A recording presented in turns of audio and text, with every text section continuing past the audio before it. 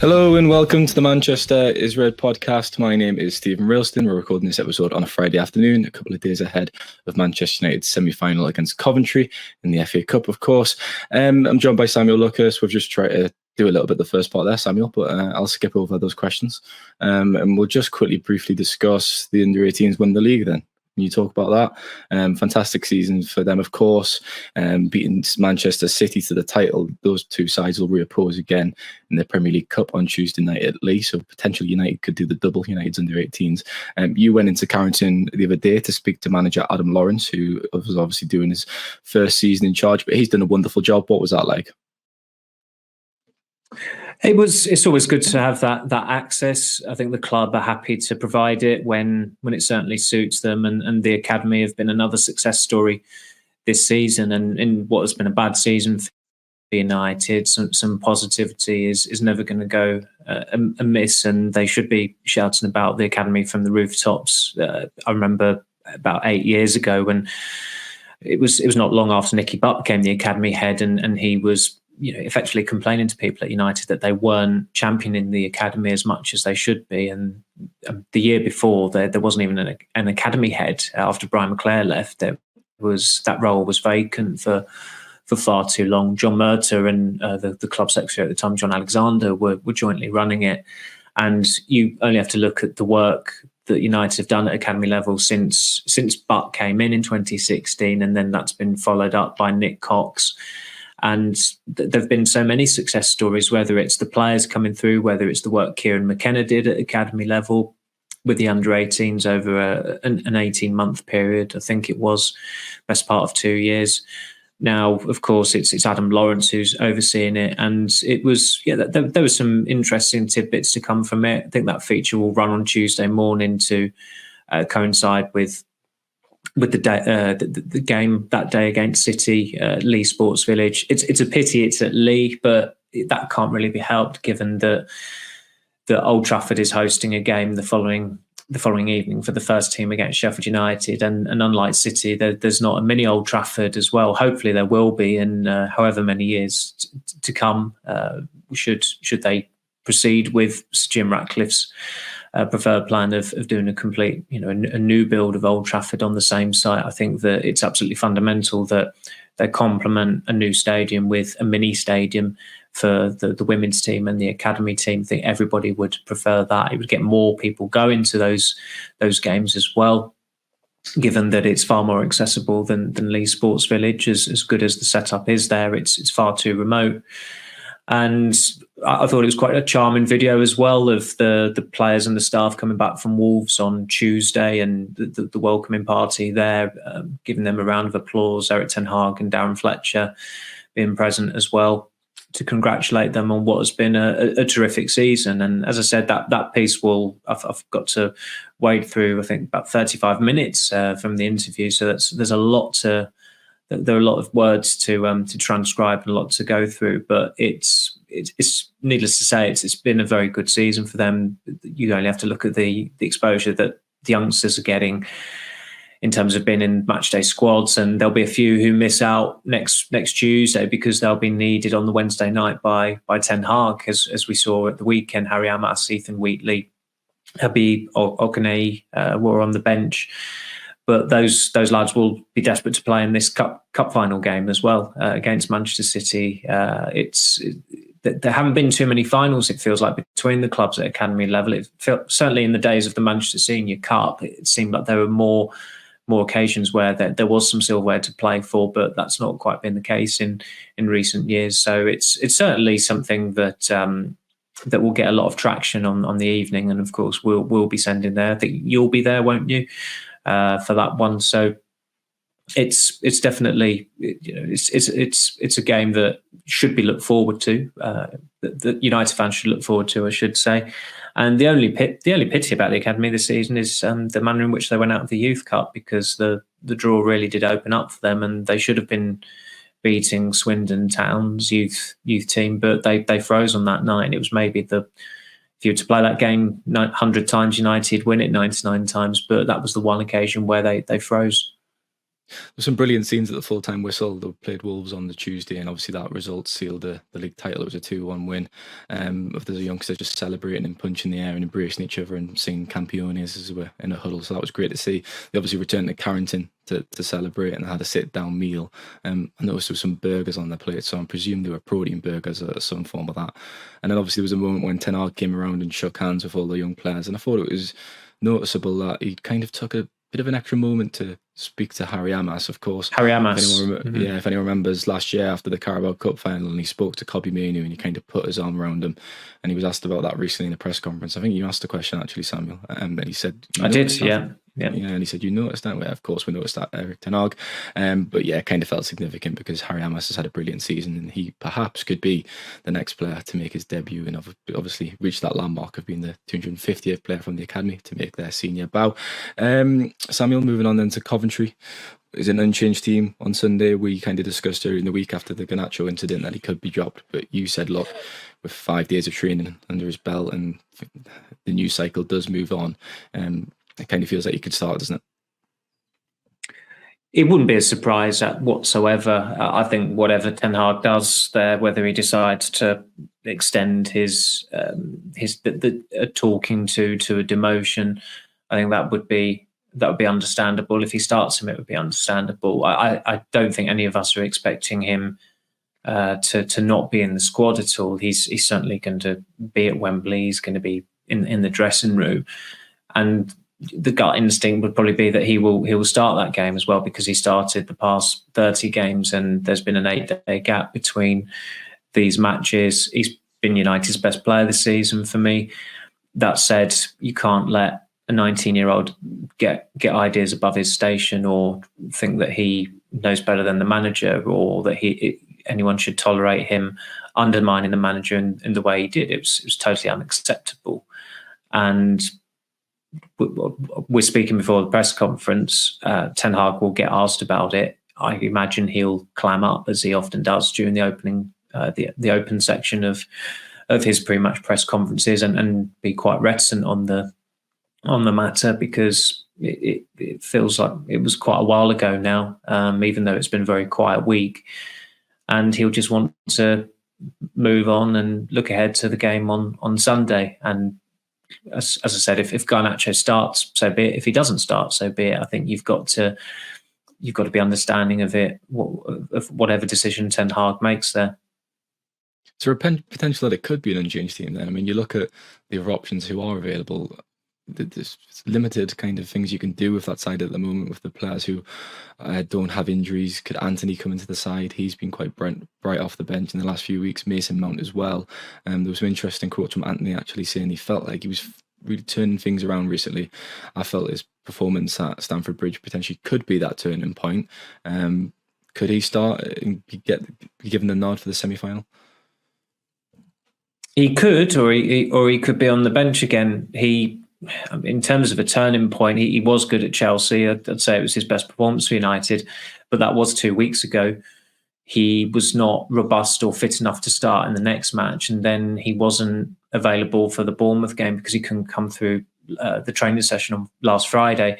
So as a turning point, I mean, United, it felt like false positivity, that story. Yes, his performance against Chelsea the other week was positive, but he's not directly built on it, and the chances are that there's every chance that he'll be on the bench again on Sunday when they play Coventry, despite Alejandro Garnacho being very passive-aggressive on Twitter last week, despite Marcus Rashford performing the way he's performed this season. So if he's not starting at the weekend, I think any notion that it is a turning point, it kind of goes out the window. But there was a lot of encouragement to extract from his performance against Chelsea. It's just a pity that, going off what Ten Hag said, he didn't have the robustness, or he wasn't physiologically ready to play 2 games within the space of, what would that have been, 72 hours, wouldn't it?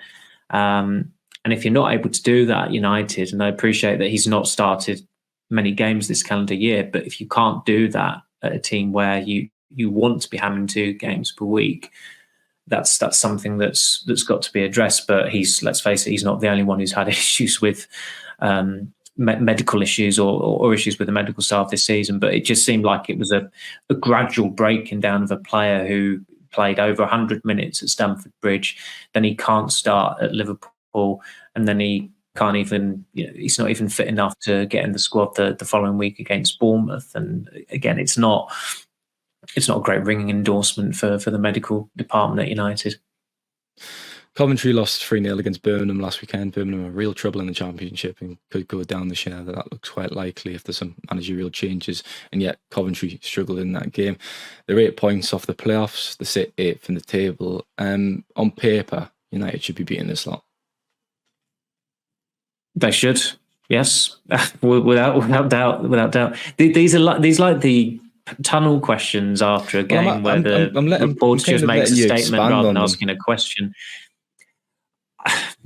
I mean, I don't watch a lot of Coventry City, unsurprisingly, given that there's always a lot of football on, and I don't think they're on very often as far as the Championship goes. The only time I'll have watched them all season was probably the last 10 or 15 minutes of their Wolves game, which was pretty enthralling end to a game, even by this season's standards. But I think you look at Ellis Sims, who's an interesting story in that he was a trialist at United. He came through the academy at City. He's been around the block, having played in the Premier League, the Championship, League One, and the Scottish Premiership. And I think he's got the skill set to certainly unnerve Willy Camboila the way Dominic Solanke did last week for Bournemouth. I think, if anything, this is probably Camboila's biggest challenge as a first teamer at United, even though he's played against much better forwards. At West Ham, it was Jared Bowen and Mohamed Kudus, Paqueta as well. Liverpool's front three are better than West Ham's attackers, and last week coming up against Solanke and to a lesser extent Justin Kluivert. But Solanke has had a really good season in the Premier League, and there's a reason why Ellis Sims is playing in the Championship, having had a reasonably decent role in Everton's running last season. I remember he got an equaliser at Chelsea at Stamford Bridge. But because of the occasion and because of the scrutiny that's going to be on him, and the pressure of playing at Wembley as well, the game and the challenge takes on a different dynamic. And Sims is quite a physical forward as well. And although there's not a big age gap between him and Camboila, it's sufficient enough, and given his level of experience as well, that I think Harry Maguire has got to keep an eye out on Camboila, as he has done in recent games as well. But Maguire's role is becoming more important with every week at United now, which is, of course, ironic given that Ten Hag was more than prepared to sell him in the summer, despite his recent attempts at revisionism, where he said we're always happy with Harry Maguire. I mean, he's very conveniently leaving out the fact that United agreed a fee from West Ham for 30 million for him, and it sounds like there's some other interesting details about their attempts to get Maguire out the door that I think will eventually come to light at the appropriate time. But Maguire's had as we discussed, I can't remember if it was on Monday or last week, but he has had a decent season. And I think with the run-in where he's certain to start every game pretty much, provided he remains fit, he could end up looking back on this season as a good season or a very good season, especially if United win the FA Cup. It's been a pretty disappointing season up until now for United. Of course, results just haven't been good enough. Performances, crucially, haven't been good enough, with some bright moments. And throughout those performances and on the podcast, we've been kind of sitting here and saying, well, they could still qualify for the Champions League and they still could win the FA Cup.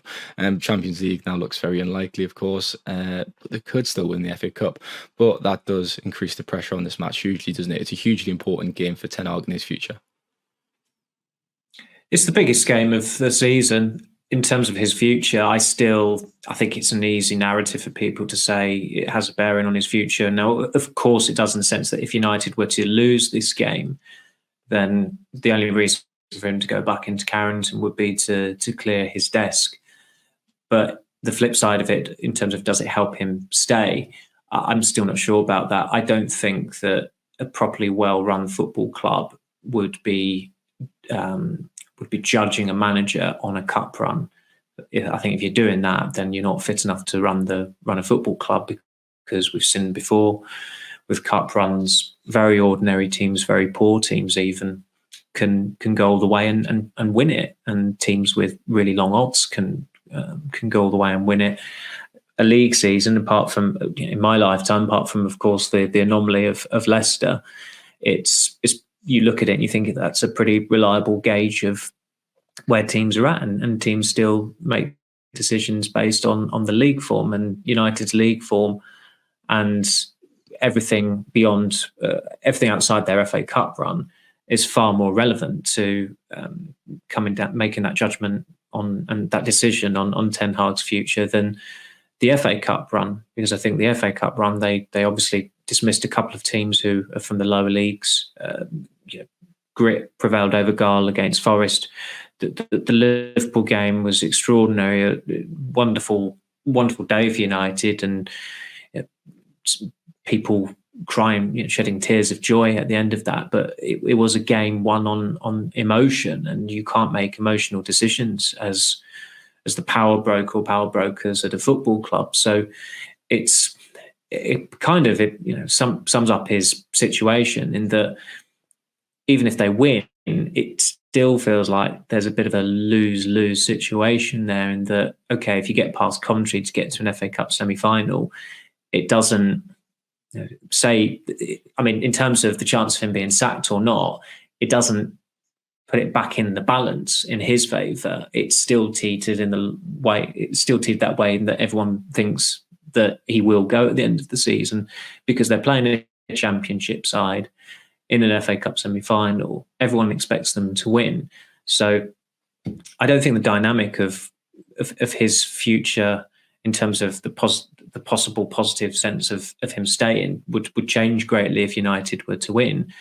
Of course, they want to win. They want to get to another FA Cup final. And if they go all the way, and particularly if they were to beat Manchester City in the final, then it would be an unpopular decision among many United fans if they did sack the manager after beating Manchester City at Wembley, and the manager's got 2 trophies 2 seasons in. But there's a hell of a lot of context, and there's a hell of a lot of evidence this season that suggests that they've it doesn't suggest, factually they have gone backwards. And just look at the state of play in the Premier League. They're 13 points off 4th, and fortunately this coefficients nonsense, it doesn't look like that England will get that 5th place into the Champions League either. So that escape route into the Champions League, if you like, it seems to have been blocked now. To the manner how they've performed as well, as we've said multiple times in this podcast. I mean, only Luton Town have conceded more shots in the league than United this season. And when you go into this game of Coventry, they might only be in the Championship, 8th in the Championship.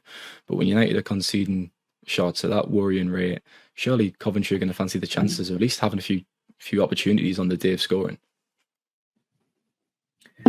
Well, I think that's kind of like what I mentioned Ellis Sims earlier. I think if you're Coventry and looking at their form since the quarter-final, I think they've won 2 and lost 3. That would tell you that they've had one eye on this occasion. And for some, it will be a once-in-a-lifetime opportunity, but it's easy to forget that Coventry were at Wembley last season for the playoff final when they lost to Luton in the penalty shootout. But it is different with the FA Cup, and it's certainly different when you're coming up against Manchester United at Wembley. I think the last time Coventry would have played at Wembley in the FA Cup, it must have been the 1987 final when they shocked Tottenham back in the days when the FA Cup was a far bigger deal and far more cherished, and not being bastardised as it was on Thursday by football's bureaucrats. And you just look at the depleted nature of United's defence. You look how thin they are in attack. You look at the imbalance in midfield. You look at the goalkeeper, who is prone to letting in savable shots. Of course, and Coventry have also had an 8-day gap between games, so they should back themselves to unsettle United. And I can see that happening. I can see them unsettling United. Whether they'll beat United, I think that's still a long shot. But it's very seldom been plain sailing for United in their wins this season, and I would be pleasantly surprised if this is a straightforward FA Cup semi-final. And I still presume that you're of the belief that Mason Mount shouldn't be shoehorned into this game in midfield. Obviously, Casemiro's drop off has been quite remarkable over the last few months. Well, this season, really. He was really poor against Bournemouth again. His passing, his positioning, his lunging in challenges quite uncharacteristically. It would be a big call to remove him from the team at this stage of the competition, wouldn't it? And start someone who has not started since, crikey, when would his last start have been? Luton Town show? Newcastle? It would have been, I don't think he started that game, did he? Newcastle in the League Cup. So you're going back to 1st of November, I think it is. And look, I think there was a missed opportunity to start him at Chelsea, but Ten Hag said he's got to stay fit, and I completely get that rationale. And unfortunately, Mount has stayed fit for, I think, 4 or 5 weeks now. He's been training, but he's lost momentum from getting that goal at Brentford, and that's a pity for him, because, as I said, I'd have been in favour of starting him against Chelsea, but it's not happened. There's not been a start since, and it would certainly raise eyebrows if his name was among the starters on the team sheet at Wembley. And on the face of it, it kind of looks like Rasmus Højlund's regressed back to the player he was in the first half of the season since returning from his injury. But as I said on the earlier podcast, when me and you did it earlier in the week, he's just not had the service, surely, has he? I mean, you watch him, Rashford, there's been a few moments when they've been bickering. There was a moment at Bournemouth, to be fair, where he did kind of mess it up and he should have laid it off. But I don't think United have been getting the ball into his feet as regularly as they should be. No, I think we mentioned all this on Monday, didn't we? But there were still times where you look at him and he's so callow and so naive in the way he uses the ball.